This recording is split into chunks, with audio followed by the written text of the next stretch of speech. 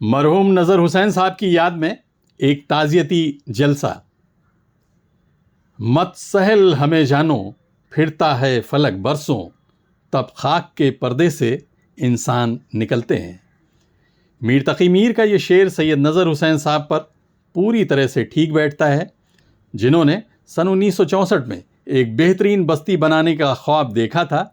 वो डेवलपर की तरह से या बिल्डर की तरह से इस बस्ती को बसाकर खुद दूर जाकर नहीं रहे, बल्कि इसी बस्ती में खुद अपने बच्चों के साथ रहे। इसलिए इस इलाके की हर तरह की तकलीफ़ों का सामना करते हुए वो इसे धीरे धीरे दूर करते रहे। इसलिए आज नया नगर और मीरा रोड एक साफ सुथरा इलाका है, जहां स्कूल, कॉलेज, हॉस्पिटल के साथ साथ बेहतरीन मार्केट है। वेस्टर्न लाइन में बसा यह उपनगरीय इलाका अब मुंबई के लोगों की एक पहली पसंद बन गया है। नया नगर के उद्घाटन के लिए उन्होंने मुस्लिम लीग के एमपी जेएम बनातवाला के साथ साथ शिवसेना प्रमुख स्वर्गीय बाला साहब ठाकरे को भी बुलाया था। इस बात से समझा जा सकता है कि वो समाज में आपसी भाईचारे को किसी बड़ी इमारत की एक मजबूत नींव की तरह से समझते थे। 27 जून को जब इस शख्सियत ने दुनिया से अलविदा किया तो इसे रुखसत करने के लिए मीरा रोड और आसपास की हज़ारों की भीड़ इकट्ठा हो गई। सभी लोग ऐसा महसूस कर रहे थे जैसे उनके सिर से एक बड़ा साया उड़ गया है।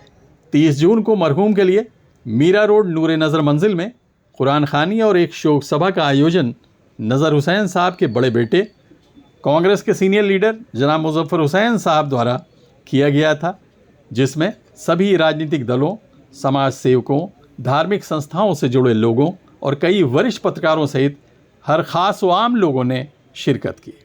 इस शोक सभा में बाला साहब थोरात, जो महाराष्ट्र विधानसभा में कांग्रेस दल के नेता हैं, पूर्व मंत्री असलम शेख, मुंबई कांग्रेस के पूर्व अध्यक्ष भाई जगताप के अलावा कई नेताओं और समाज सेवकों ने स्वर्गीय नज़र हुसैन साहब से जुड़ी उनकी यादें लोगों के सामने रखीं।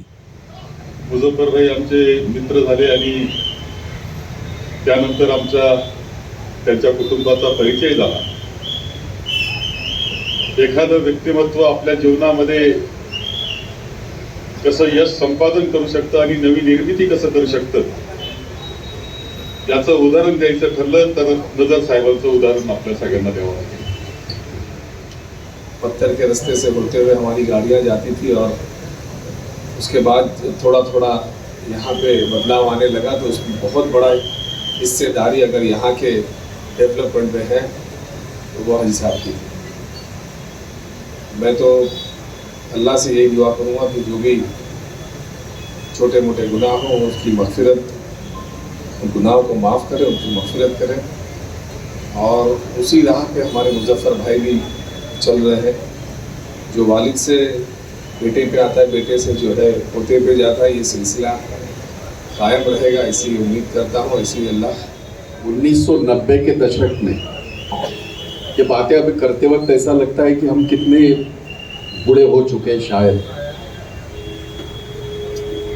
मैं नई मुंबई में रहता था और मुजफ्फर हुसैन साहब कांग्रेस पार्टी के कैंडिडेट थे।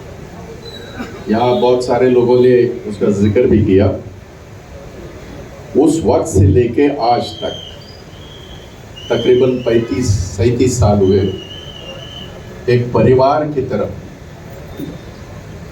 मेरे रिश्ते इस परिवार के साथ रहे। जिंदगी के साथ नज़र हुसैन साहब के तजुर्बात और संघर्ष की कहानी को लोग सुनना और उससे सबक लेना चाहते थे, लेकिन अफसोस उन जैसी कद्दावर शख्सियत अब हमारे बीच नहीं है। इस मौके पर साकिब लखनवी का ये शेर बड़ा मौजू लगता है। ज़माना बड़े शौक़ से सुन रहा था, हम ही सो गए दास्तां कहते कहते। Abid Naqvi, press 9 news, Mumbai.